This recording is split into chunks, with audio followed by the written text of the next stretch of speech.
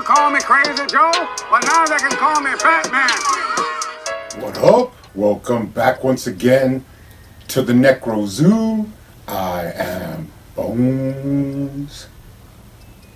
And in this one, let's go ahead and add one more figure to my McFarlane DC Multiverse live action collection. Now we will continue the Flash movie wave in this one. We are going to take a look at the regular masked Keaton Batman from the film. And we will also take a look at the unmasked gold label version. And we will also do some little customizations, some paint jobs, and some little modifications to these figures. And at the end, I will actually go ahead and place him inside of the Batwing. Now, he does look like a multi-millionaire in the packaging, but let's go ahead and take a closer look at him. But first, he does come with your standard black DC Multiverse stand. Now, of course, these are not really needed, but sometimes they do come in useful. He does come with his data file card. On the front, you do have a comic book styled image of Keaton Batman from the Flash film. I really enjoy these, renders of the characters in a comic book style. Looks really awesome. And on the back, you do have some information. Now, actually, by seeing all the trailers that have come out from the film, I'm kind of confused on what's going on with the Keaton Batman from this, multiverse version of him. Like, I'm not exactly sure why he's blonde, because in the original 89 films, he was mainly, dark-haired. So there is something going on with that I'm not sure what it is, but I guess we'll find out when we watch the film. Now, another thing I'd like to say is I don't understand why people keep, harping on saying that the belt is wrong, the cowl is wrong, this is not the 89 Batman. We all know this. This Batman is Keaton from the film now, in this era, in the Flash film. So 89 Batman Returns, all that stuff can come afterwards. But this is a completely different version of the Michael Keaton Batman. Now, I think when they look at the gold label without the mask, for some reason everybody in their mind thinks that it should look like Keaton from the original film, when it's not supposed to. It's supposed to look like Keaton when he's older and haggard and in the Flash film. So I think that's a little bit of like mix up that people think that why doesn't it look like Keaton? Well, because it doesn't look like Keaton from the 89 film, but it looks like him from the 2023 film. Now, the figure also does come with two fists. Really cool. These do look nice and they do match up well with the figure. Have a little bit of sculpted detail in them. We'll hold on to those. Now, he does come with some accessories. He comes with the old school grapnel gun from the 89 Batman. Now, it is missing. There's supposed to be like a little pointy, the actual dart that it throws. But hey, pretty cool for an accessory. Now, I know that it's not the exact color, but we will be doing some repaints and checking that out later on. And he also comes with his collapsible Batarang. This is also from the 89 film. But for some reason, McFarlane painted it silver. Now, I do have a theory on why they painted these two accessories silver. And that is because when McFarlane actually does the 89 Batman, he's going to make them the right color so they won't match up with these accessories. So that's what I think is probably what's going on. But let's go ahead and take a closer look at them. I've been watching some reviews just to get a heads up on this figure. And, first impressions, he looks really good. A lot of people do enjoy him. I've even heard a lot of reviews of saying that this is like a sleeper out of nowhere. This is a beautiful figure, when actually I've been picking up awesome figures from McFarlane for basically since the beginning. So it's nothing new to me to see an awesome figure come out from McFarlane. But first impressions, he looks really good. You do have a likeness to Keaton in the cowl there that I really like. You have that awesome emblem. And you do have that all black scheme. They did not, paint the belt, but I think this is how it is in the film.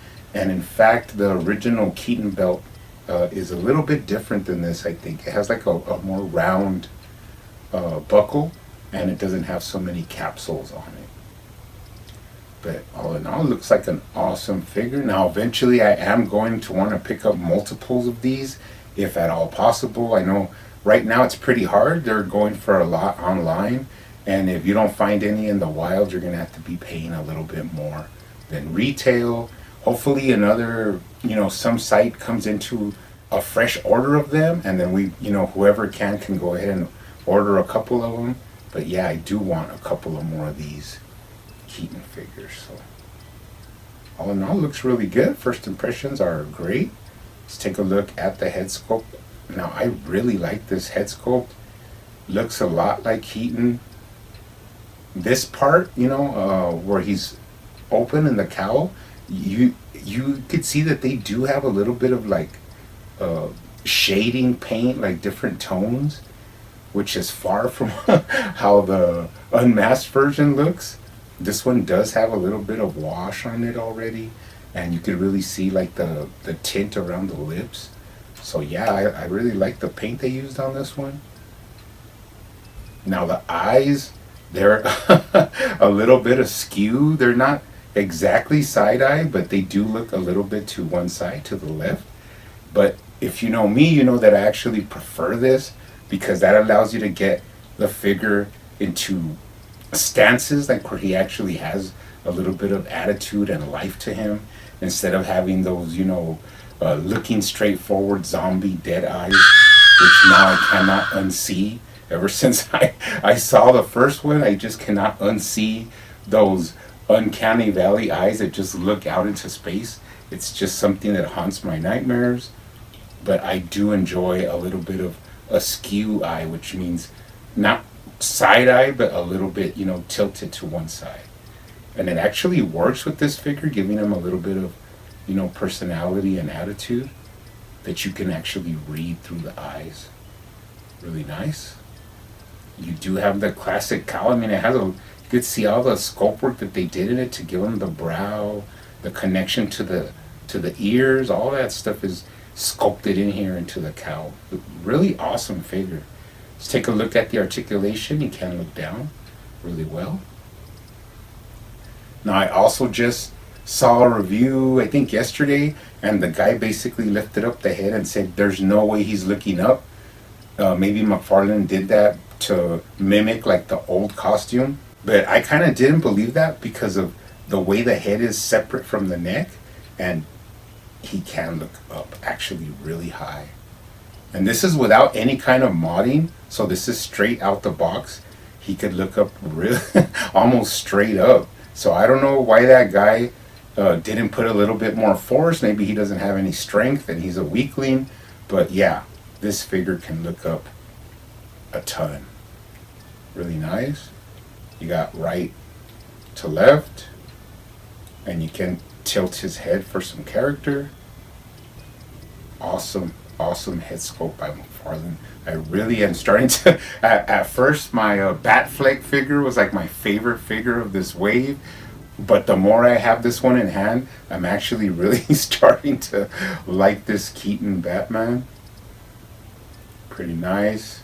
As I say, going down, I heard a lot of people complaining about the emblem, that it was like a little bit crooked, but I think that is mainly on the unmasked version, because mine is dead on center. It's perfect, and actually it has no paint flaws at all. It's crisp and clean.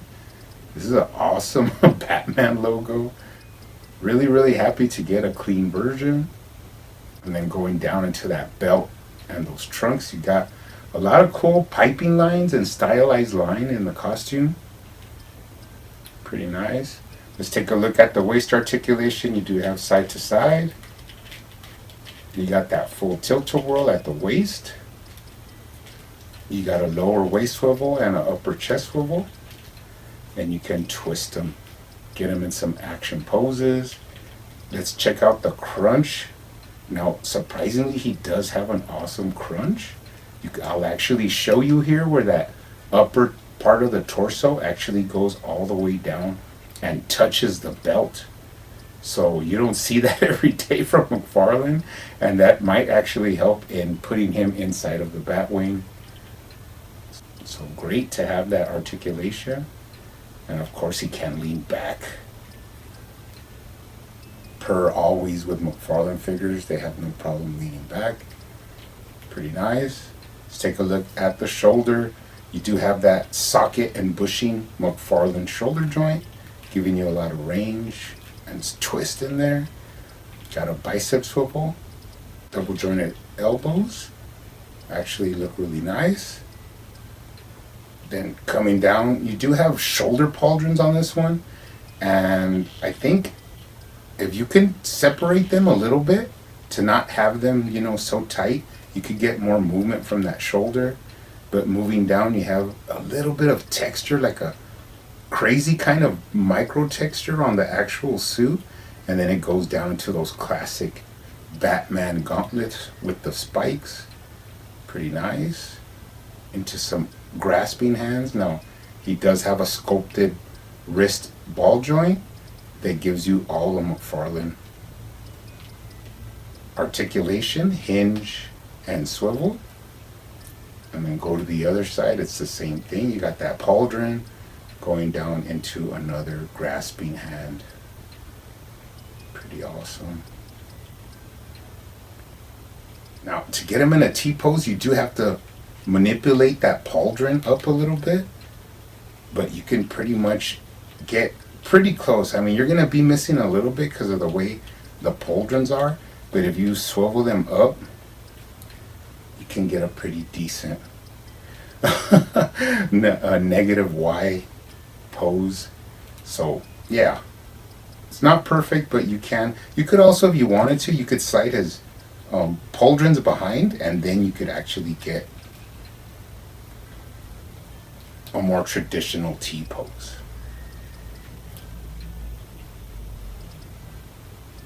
Let's go ahead and go down and look at the thighs. I didn't heat this one up, so let's see. He has slight thigh swivel.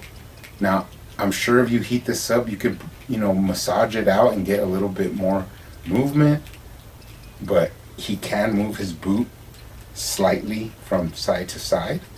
And that is why you want that hip articulation, so that you don't have to have a disgusting thigh cut. Instead, you use that hip pivot to move the boot. Now he can kick up pretty high, and he can kick back as well. Now do not be afraid if you wrinkle up the trunks when you put the legs back to their original position. The trunks actually go back to their original form. Cock out the knee.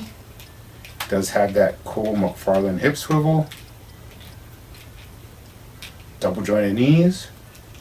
Straighten them out. You have up and down at the ankle, right to left, rocker, and toe articulation.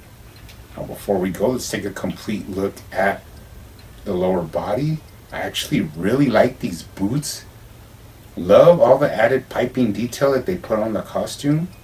Nice kind of different finishes of paint. You got some gloss and you have some matte, and you also have some satin, so really interesting. You have a slight wash on the boots, but for me it's not as prominent as it is on the gold label for some reason. But yeah, it's like a tinted green. This might come from when they have that final battle, like in the dirt and all that, in the desert. So we don't know until we see the film, but this is an easy fix. If you don't like this, you could just paint it. I would go with a mixture of black matte and black high gloss, and then mix them, and you'll get a satin black, which will not be too glossy, but have that little bit of depth to it that you get from a satin finish. So Love these boots, love the sculpted ankle joints. I mean, McFarlane has come a long way. I dare say the way they sculpt the ankle joints on these and connect them to the calf and the foot is far superior even to any high-end figures. Because they're still using regular ball joints for the most part. But McFarlane has moved on to these awesome sculpted ankle joints. Take a look at them from the bottom. Some side tread and some identifying marks. Pretty nice. Moving up the back, more cool sculpt work and texture. I love how the hinges for the knees have have sculpt work in them. Just that added little detail. Going up the back, you got some pouches on the back of the belt. Into the actual back armor. You can see the pauldrons here when they're not covered by the cape. Pretty nice looking figure. Let's take a look at the cape now. I am not a big fan of cloth capes, but I must admit that this cape works really well with this figure. I like how all the scallops are cut out at the bottom. Now I'm pretty sure this is identical to the cape that came with the Batflick figure, but that cape just did not look good on that figure. That's why I switched mine out for a plastic cape. But this one, I'm actually going to leave like this because this does work with this figure. I mean, I like to have mine a little bit like folded over and like have it like that on the shoulders. I don't like to have it over the shoulders. I mean, there's a time for that, but I don't really like how it looks. But this is an awesome, awesome cloth cape. Just love this guy. He looks really good. Now, before we move on to the next figure, let's talk about what I did to this figure. Now, I only did two things, and that is I did paint the ridge of the cowl. And at first, I didn't think it would make a big difference. I did hear a lot of people complaining about it, that he was missing a little bit of paint, like right down the outer part of the cowl around the chin. But actually, it does look a lot better now that I painted it in. It looks really good. It looks awesome. Looks way better. And I also did the ears. It had like those little soft points. I actually trimmed them to some points and then added a little bit of paint just to seal it up a little bit. But yeah, this looks 100 times better with those pointy ears on the cowl. So yeah, really happy. This is an awesome figure. You could get them with your weapons and get them in a pose. You could pop off the hands really simply and get the fist in there. Kind of like in the '89 movie when he was ready to throw some blows. So really enjoyed that. All around a great looking figure. Gonna look awesome in the vehicles and awesome just like that on the shelf.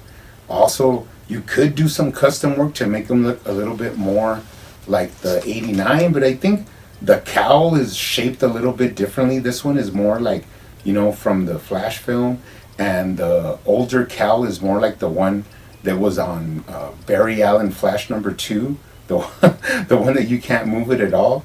I think that's more reminiscent of the '89 Batman. So we might see a return of that sort of head sculpt. And we'll miss out on this awesomely articulated head sculpt. This one is really nice. Now, let's take a look at the unmasked gold label. Here he is. Now, really quickly, he does come with his own card. Now, it does have the same stuff on the back, but the front is different. Little different pose, more like a fighting pose Batman. But pretty nice. We'll add that to the collection. And he did come with the exact same weapons, accessories as the masked Batman, but these I did go ahead and paint. So you have the shrapnel gun, but now I painted it the way it's supposed to be. It just only has two little slight accents of silver, but now it looks, more accurate. And then of course the collapsing Batarang is supposed to have a little bit of metal blades like on the tips. So I painted that as well. Pretty awesome. Now, the figure itself, tons of complaints about that it looked like, you know, Ray Liotta, that it looked like all kinds of, you know, bad stuff, but it did look kind of off. Now this time I did get some good, you know, footage of this guy, how he came out of the box. Now he is basically the same exact figure as the masked one. The only thing is that he is missing the cowl that goes around the top. It's just actually the cape just has like a connection under this like band around his neck. So it's not exactly like this one, but I did see how the head looks like he has makeup on, but it's just one blob of makeup and it's all one tone. There's no, you know, shading or anything. So I went ahead and did the wash technique on this one, and now I will show them side by side, and you can see the difference, the way he looked out of the package and the way he looked after I did the wash. And you can see a little bit more Keaton in there. I added some different stuff, like I did the neck. In the images of Keaton, he looks kind of like sunburned and with like different blotches on him, so I kind of added that, and it did come out pretty nice. I even did a little bit of washing the hair. Not sure why he is blonde. I still can't get over that, but I think it looks more like him. I think it gives a little bit of life to that kind of dead head sculpt. So that's pretty awesome. I'm going to leave him like that. I did pick up another one of him, of the unmasked gold label. I have it here somewhere, but that's going to be the one I put in my unopened mint collection. Now let's go ahead and bring out Battinson. I haven't looked at this guy in a long time. Put him next to the Keaton Batman just for some nostalgia. But this is an awesome figure. I can't believe a lot of people, you know, don't like this figure or say that it's not good. Bro, this is an awesome figure. This Battinson figure, just really nice.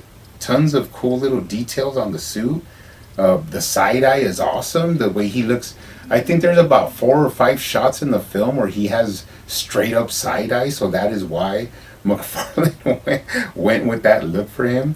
But what I was really interested in is, since this unmasked version also comes with extra fists, I wanted to see how they actually looked on the Battinson figure, because we did not get any fist at all with that figure. And I just wanted to check out how it looked, and it looks really nice. The fists match perfectly, and they even have a little bit of sculpt work just to blend in with the costume. So I may end up using these a lot of the time with the Battinson figure, the extra ones that come with the gold label version. But yeah, I'm actually really happy with these figures. Gonna be cool additions to the live action collection. Now the last thing I'm going to do is I am going to leave you here with some footage where I actually put Keaton inside my Batwing. Now I did go ahead and secure my Batwing up here. I actually went through a process where I made my own rods, like metal rods, and I actually had it here on the desk, and I had them lifted up pretty high. But then I decided I wanted to put it on the wall, but I wanted it to kind of be like at an angle. So those rods that I used, I had to actually bend them to get them at the same angle. So I, you know, went to the back and found something to brace them on, and then I bent them to the shape that I wanted, and now I have my Batwing up here behind me. And it's not necessarily like pointed straight up or down. It's kind of pointed down, but like at an angle. So it's going to look really, really cool, and it is really secure. I can move it around and it will not move, like it won't feel like it's gonna fall. But I want to go ahead and get the Keaton in there. But once I show you that, that'll be it for this vid. We're gonna, I think the last figure for this one is the Dark Flash, but I'm not, you know, really, it's not prudent to get that figure, but eventually we will. But you guys keep hunting out there, keep collecting, keep customizing, and I will see you on the next one.